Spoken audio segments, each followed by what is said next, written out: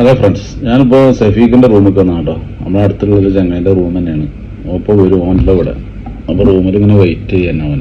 Okay, perfume കിട്ടി, നല്ല സ്മെല്ലുണ്ട്.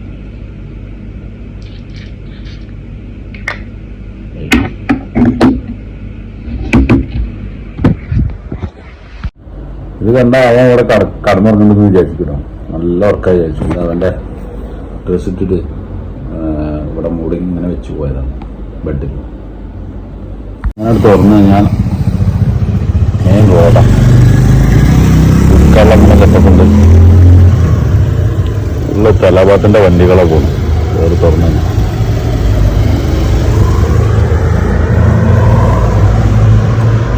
അവിടെ തുറന്നാൽ കിച്ചണും റൂമും എല്ലാം ഒന്നിച്ചെന്നെ.